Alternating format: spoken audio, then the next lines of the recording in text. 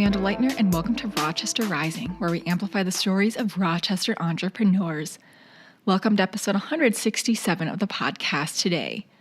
Today on the show, I got to sit down with Chandu, Andy, and Bhaskar of Infuzn Foods. Infuzn Foods is an Indian-inspired food business with a global twist. They provide Indian fusion foods that are Minnesota nice, so not too much spice. And they are a solutions-oriented business that provides catering and other healthy, vegetarian, affordable-based meals to you at your business or residence. So today on the podcast, we talk about the last 4 years of operation at Infuzn Foods, how these three men came together as friends and as families to fill a need they saw in their community, and how this solutions-oriented business has worked together as a team for the past 4 years. So we have a great podcast for you today, so stay tuned. A reminder that you can find the Rochester Rising podcast through Apple Podcasts, through Spotify, and also through our YouTube channel. So however you want to listen into podcasts, you can find us there. We also have a lot more podcast articles and video content talking about events and entrepreneurs in our entrepreneurial ecosystem here in Rochester on our website at rochesterrising.org. So check us out there. We're also on Facebook, Twitter, and Instagram. All right, so now on to the podcast today with Chandu, Andy, and Bhaskar of Infuzn Foods.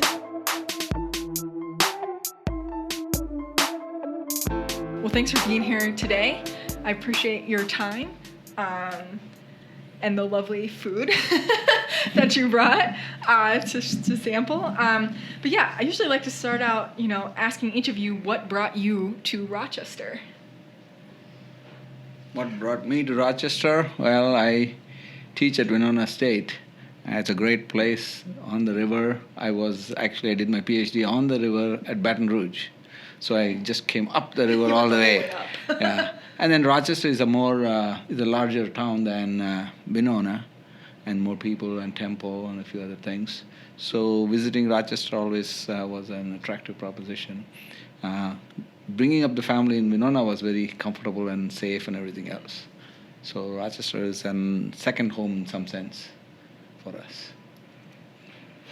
For me, it is work. I came to work in the food manufacturing in Austin, Minnesota, but I like to live in a bigger city than Austin. So we moved to Rochester, and I used to commute for 4 years before joining the big clinic in town here.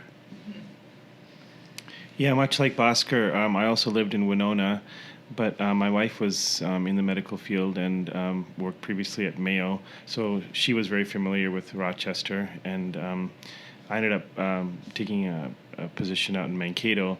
So in many ways, Rochester, was kind of the epicenter, south, north, east, west. Say, yeah, it Winona, didn't really matter. Austin, Mankato, kind of. So how did you all meet each other originally then? Well, it's a social environment, and like I said, there's the temple, and then we meet at different people's birthday parties or other events. And slowly, of course, we have different interests. We talk, and it just evolved. We have a common linguistic as well as religious and cultural background. Obviously, food is always an interesting addition to that whole thing. So, yeah, all of those things, you can't specify one reason, but together over time. And then, of course, once the ladies get together and the kids get together, we are a bigger family. Yeah, so we're here to talk today about Infuzn. So what need did you see for this kind of in the community in here in Rochester and in the surrounding areas? Great question. I guess I can share my perspective. So my background was a little unique in the sense that I was born in India, but I was primarily raised in the West. So I grew up in Canada, and with that upbringing, I recall my childhood days where I'd visit my grandparents and extended family in places like India, and I'd always bring back a bunch of food, like many people who travel and whatnot. And so it was in 2007, essentially, that I was on the plane. I was thinking all about all my luggage and what was in my luggage and whatnot. And it dawned on me that food was like the one cultural connector. that really helped me identify with my heritage.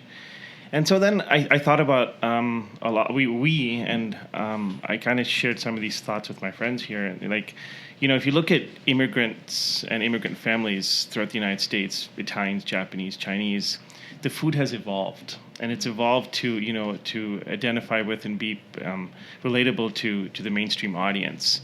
So essentially, that's what kind of spurred our thought process. Infuzn is Indian fusion, and we're seeking to have Indian-inspired meals, but draw from the culinary experiences of so many different traditions. And you're in Rochester, Minnesota, in the nation's epicenter for healthcare. You have more and more of a diverse audience that's looking for, certain types of foods, that's looking for variety and things like that. So we thought we'd give it a chance.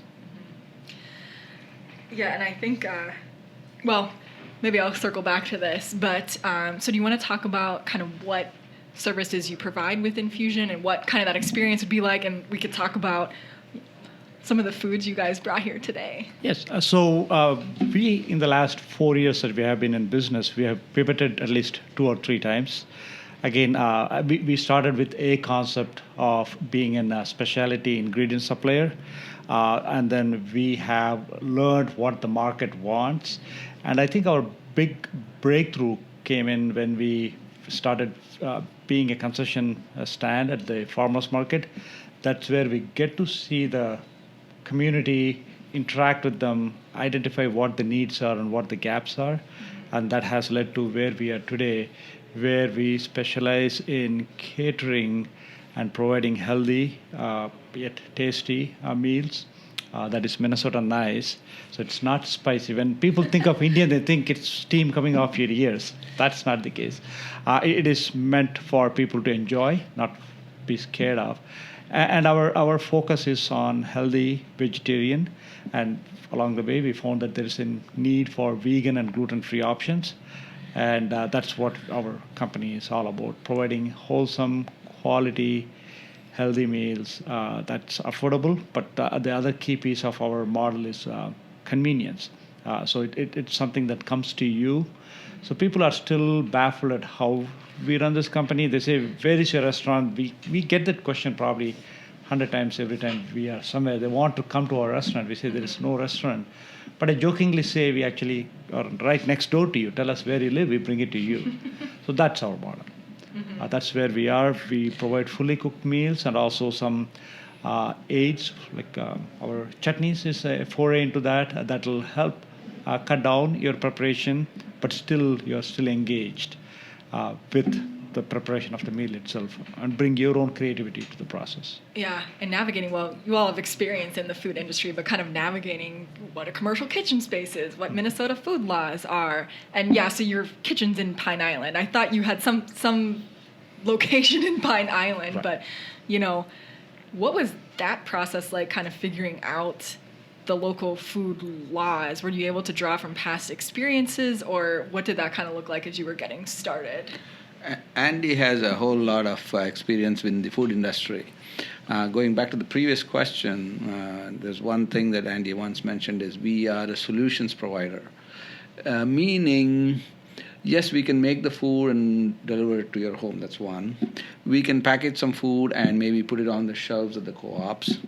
But if a school has a certain need or a church has a certain need, certain times of the week or something like that. So there are many different ways we can provide solutions for that.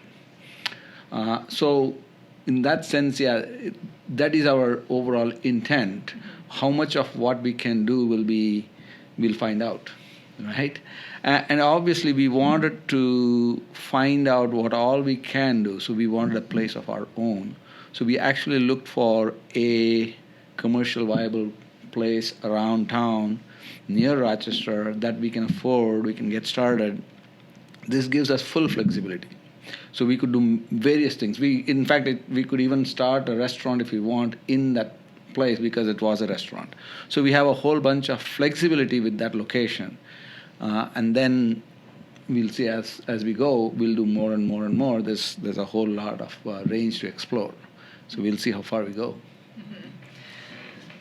Yeah, I didn't really have Indian food too much until I went to college, and I went to a very international college in Pittsburgh, and they, there was one of my favorite, on-campus restaurants, and we had mango, is this lassi, right? Is that, yeah. It's mango smoothie, yeah. Yeah, all the time, and I forget what it was. It was some kind of rice, it was almost like a dessert. I don't remember what it was. Probably the pudding. Pudding, I think. Yeah, it's like pudding, a pudding. yeah. But yeah, that was one of my favorite places to go. And I haven't had one of these since there. But yeah, no, I'm excited to try chutney, some noodles, the lassi. So, as you can probably tell, it's infusion, so it's Indian fusion here. So we're not necessarily just classic recipes, but we're very contemporary in our meal solutions. So, for example, some of our best sellers are polenta. Well, when you associate polenta, you think Italian food, right? But we've done an Indian version of the polenta, or the Malaysian-style noodles that you're seeing before you. That's an Indian twist to a popular Malaysian street food. Mm-hmm. Yeah, like you said, you have to kind of, adapt to the culture, and not, especially Minnesota, spices. People are really hesitant with spice. So, yeah. No, I think I haven't had a lassi like this since that experience a long time ago. So I'm excited to see it here. And, in Rochester, we certainly have a huge global population, and food is one of the great uniters of culture and people. For sure, and I think you'll find in our cooking, it's home style. So we're essentially playing in the fresh meal delivery space, right? Mm-hmm. So it's home style cooking, home cooking. You don't eat at a restaurant every day, but you need to eat every day, right? And so that's kind of where we're at. Where people are asking for healthy, nutritious, wholesome foods for meal solutions. Our for example, we have a pineapple simmering sauce that people are doing various things with it. They're adding it on chicken, on various types of proteins, incorporating into rice, because they need to eat. And we're looking to understand, what are some of those solutions that they're looking for. Yeah, and especially if you enjoy the food but don't really know how to prepare the food, it's great to have that option, and it's delivered to your home. It's fresh, and that it was made locally, which is, wonderful. I think that's really what people are leaning towards these days. So you were saying in the beginning you have a broad range of experience, PhDs, food science, food handling backgrounds, marketing. How do these kind of past experiences and lessons learned kind of contribute to what you're doing now? Yeah, so we come up with the three diverse backgrounds, three of us here. I have a strong background in food manufacturing. I have my PhD in food science, and went on to get my master's, and went on to get my MBA. So it's kind of an eclectic background if you look at it, and also strong fundamentals in quality, process improvement, project management, and such.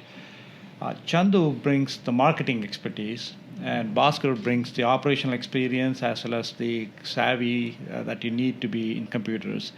Because today's day and age, our customers are connected online 24/7. So how do we bring all of this together? So it was kind of a joining of forces, and we all bring our own strengths. So we leverage that, and that's how Infusion was formed.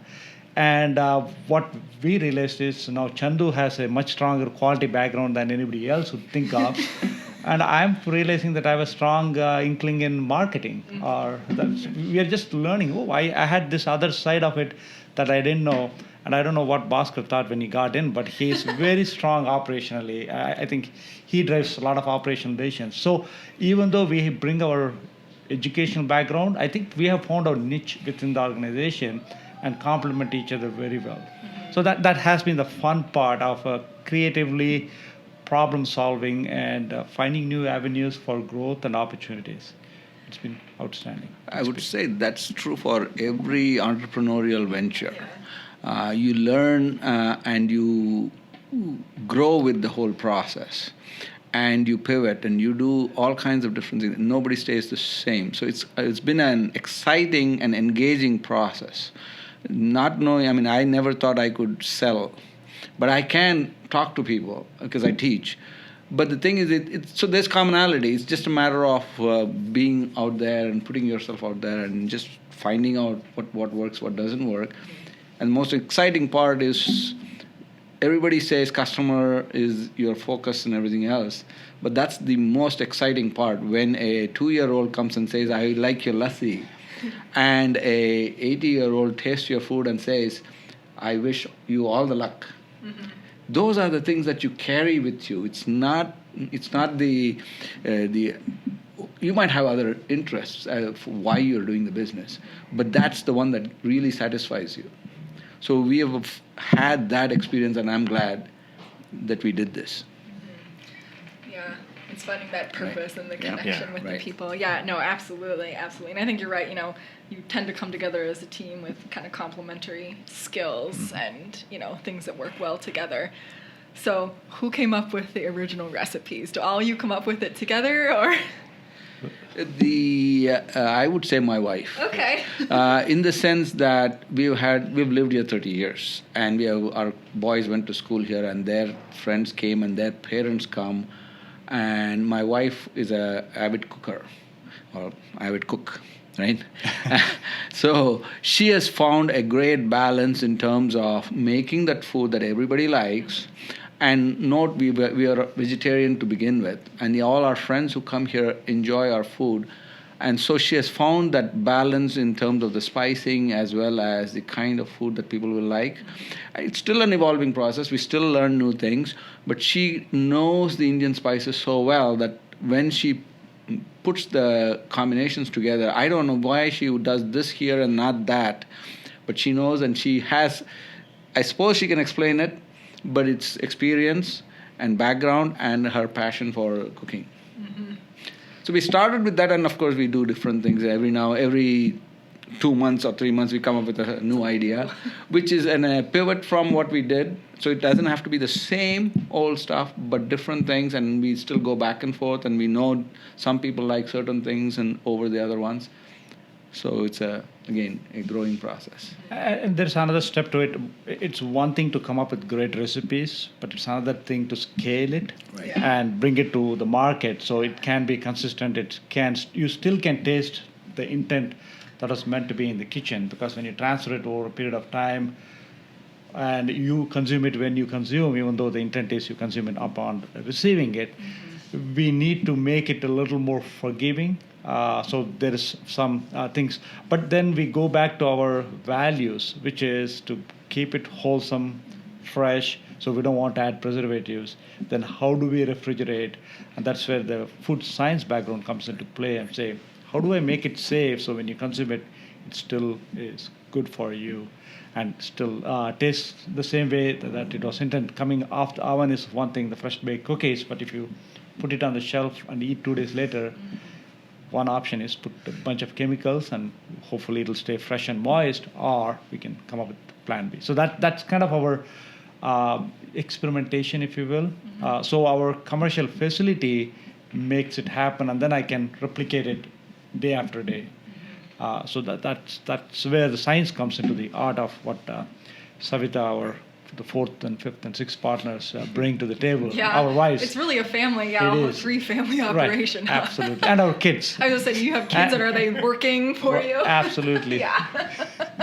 but again, that brings the family. How many families can say that they spend every Saturday in the farmers market as a family? Yeah, probably very few. Yeah, we can say that now because all our families are there and we have a good time.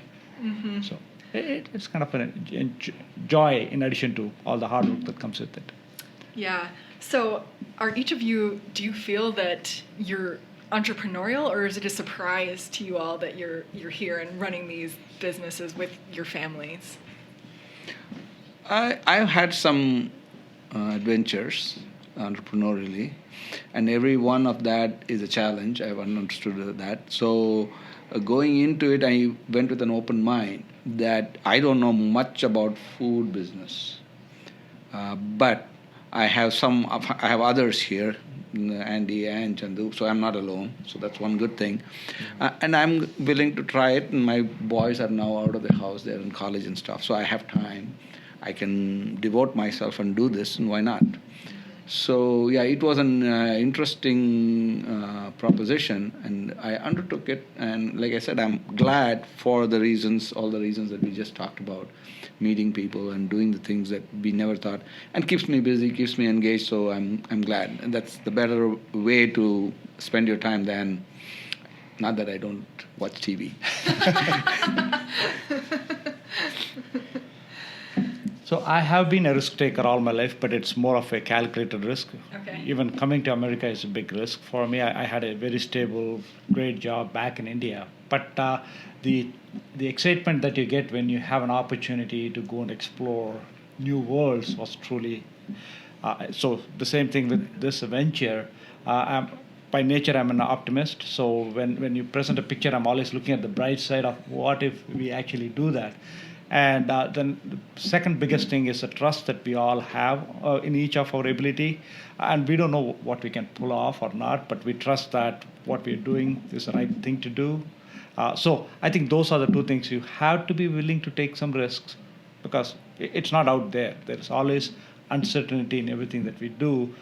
But you have to go back to your fundamentals and say, is this something that is viable and we should be able to pivot and take a chance. But along the way, have fun. Yeah, I would agree with both of them. I think we all have entrepreneurial inclinations and have had previous experiences, but until you actually do it, you have no clue. Yeah. And it has all the more meaning the moment that you do it. For me personally, I preach it in the classroom, but now I live it. Yeah. Yeah. So do you all teach then? I used to. Used to. I teach. He teaches us. That's fair enough. But, yeah, so how long has Infuzn been in operation then? Since 2016. 2016. November 2016. Okay, yeah, I thought it was a couple years, but I couldn't quite remember Right. what you had said. Yeah. So, since, well, maybe even before 2016, what do you feel has been one of the biggest challenges to getting Infuzn operational or, continuing with what you're doing? It's both the challenge and the opportunity in our space, and that's education.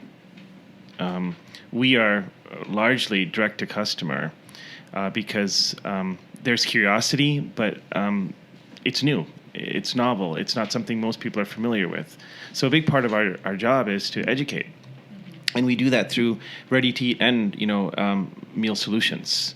And I think that's the fun part, but it takes time, and that's both the opportunity and the challenge. And is this all your full-time jobs or doing some other things? No, Teaching? this is in spite of our full-time jobs. Okay. So that's Yeah. part of the thing.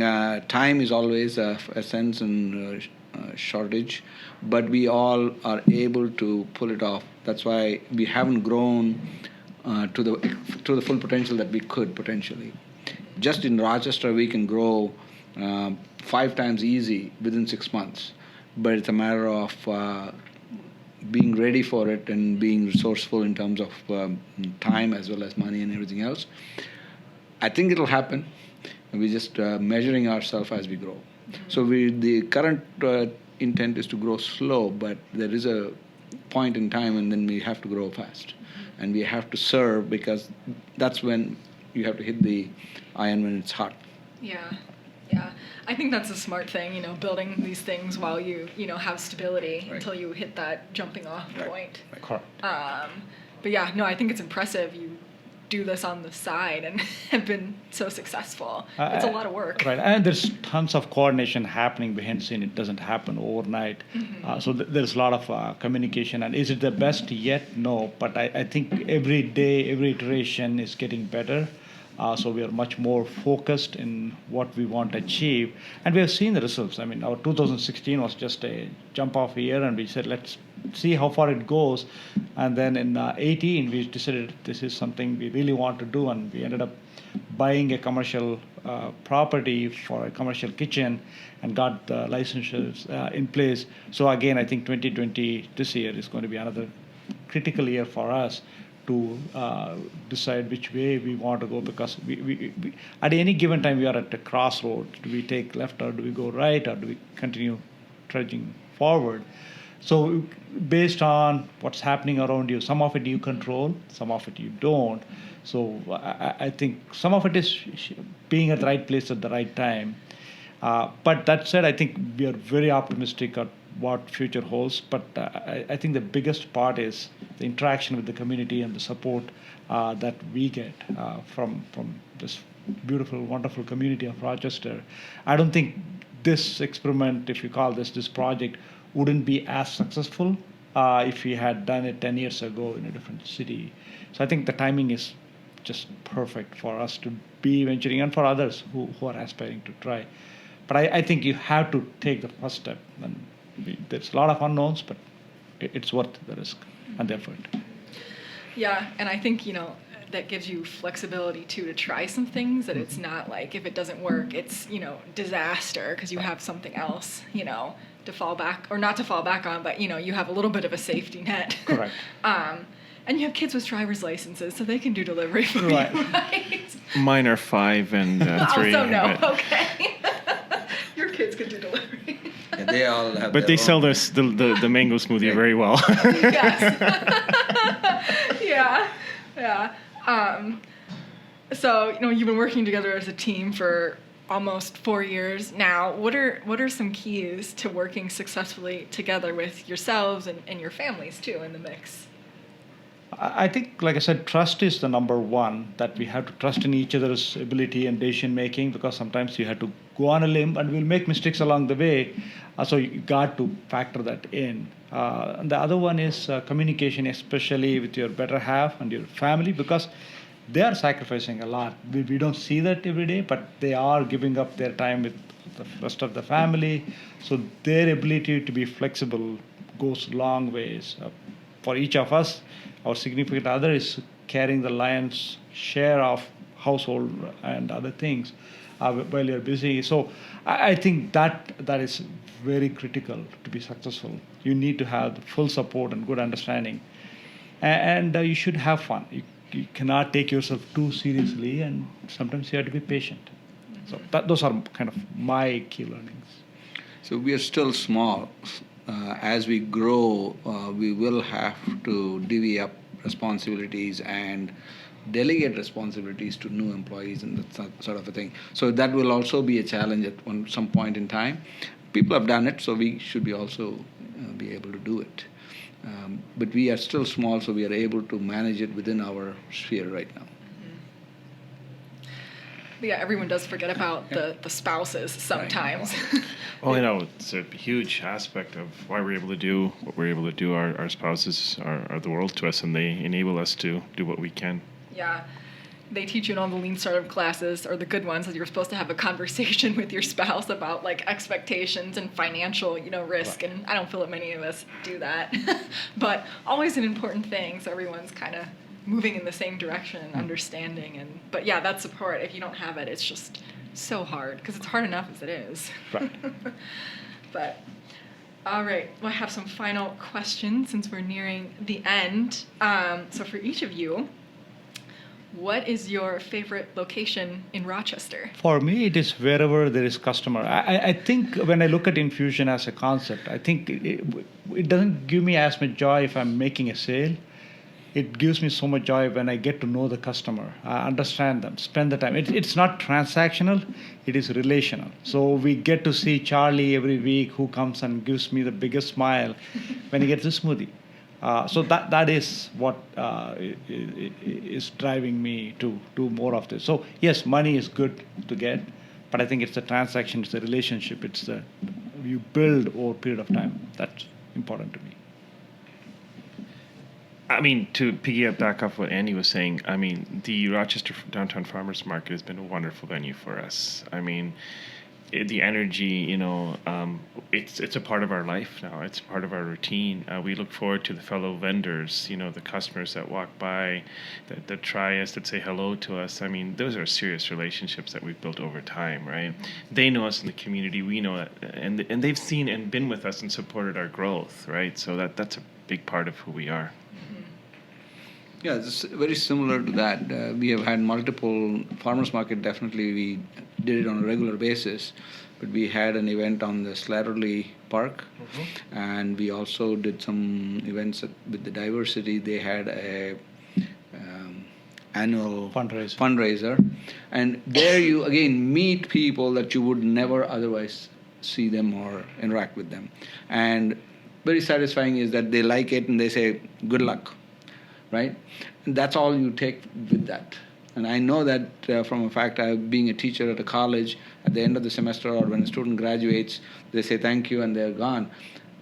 You know the rest of the life is in good shape. You have done your part, and that's what we take from the whole process. What are you all reading or listening to right now? I do listen to Malcolm Baldrige. Okay. What's the exact title? I don't remember, but his podcast. I listen a lot. That's a new one for me. Oh. I'll have to add that. You should listen to that. It's been over quite a few years, and every podcast of his is worth its time. You can listen to it multiple times to get a lot of things out of it. I can't remember the title. I just, because I drive a lot, I'm always listening to something. But podcasts, again, it's that one podcast, is it How I Made Millions or something like that, that entrepreneurial one? I can't quite remember, but various stories from, the formation of Costco to whatnot. I enjoy listening to that because you can relate to some of what they talk about.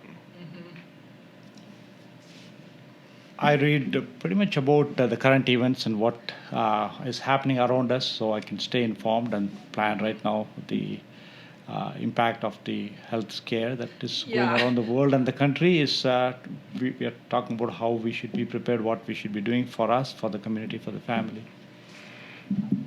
Okay. It's called Revisionist History, Okay. and his podcasts are interesting. Thank you.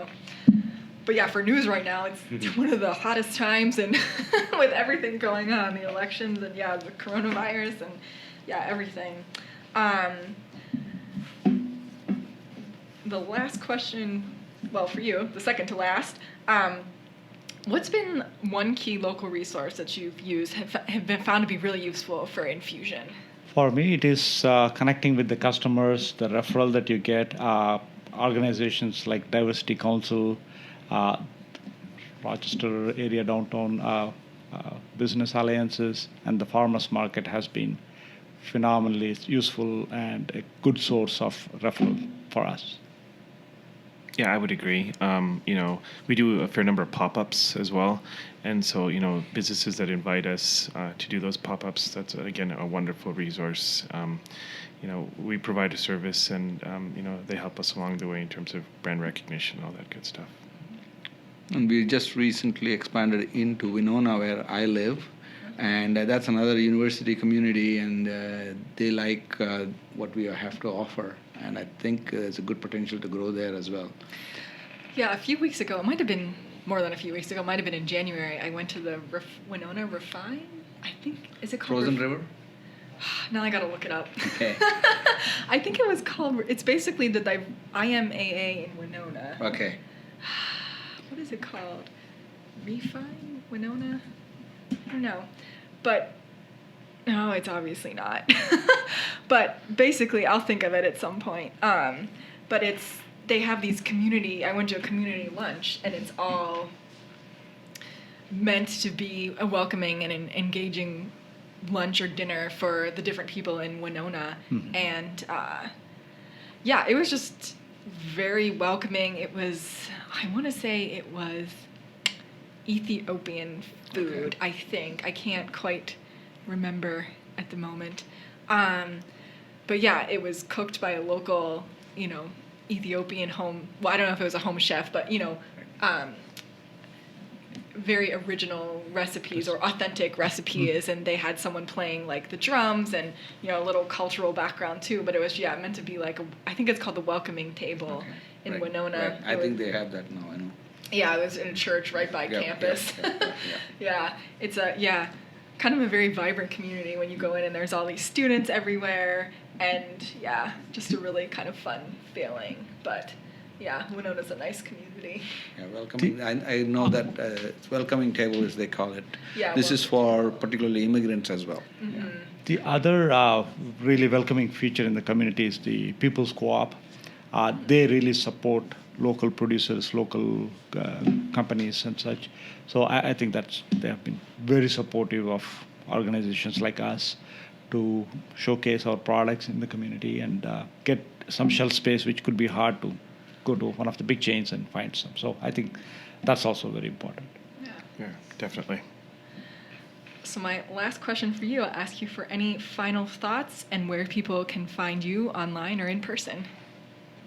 Well, our website is www.infusionfoods.com, so they can learn more about us by looking at our website, from our ready-to-eat meals to some of our meal solutions. We also have a Facebook page at Infuzn Foods that they can find us and learn about our organization and whatnot. And our menu changes every week.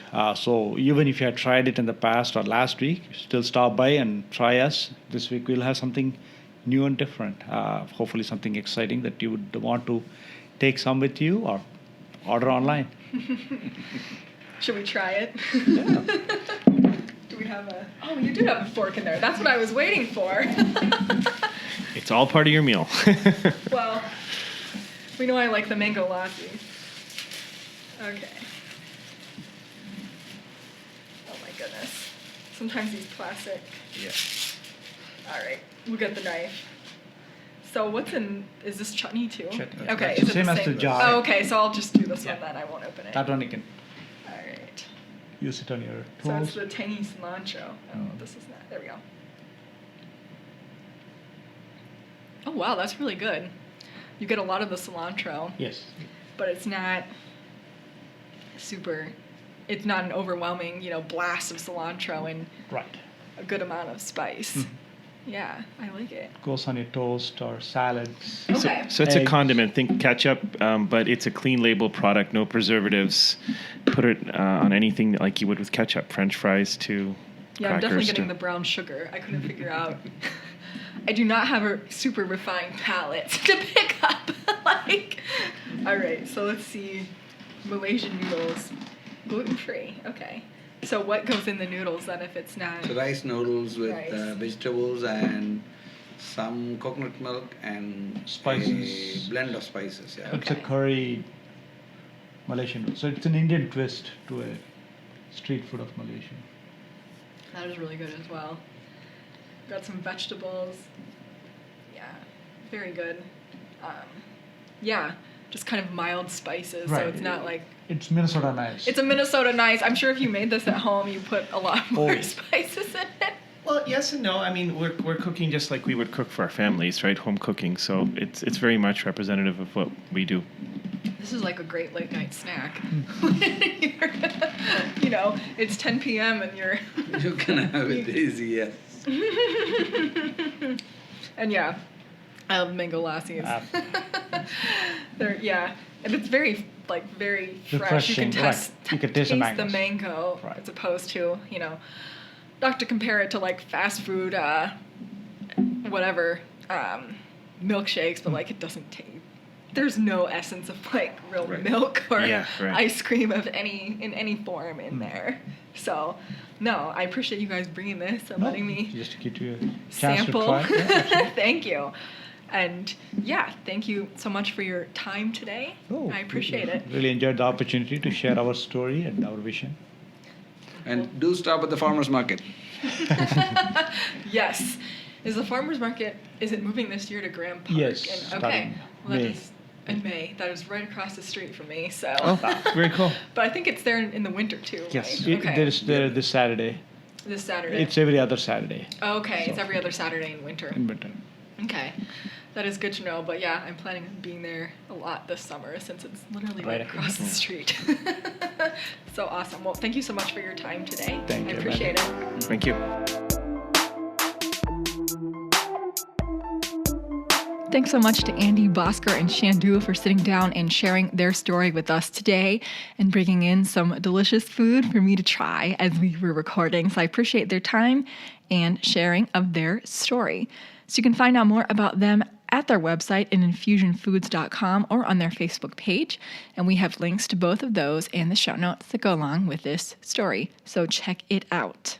We're always looking for great entrepreneurs in Rochester to have as guests on our podcast. So if you know of a Rochester-based entrepreneur that has a great story to tell, let us know and send us an email at rochesterrising@gmail.com. That's a wrap for our podcast today. Be sure to subscribe to our podcast wherever you listen in to your podcast content so that you never miss a story of entrepreneurship or innovation coming out of Rochester, Minnesota. We'll see you here next Wednesday with a brand new episode.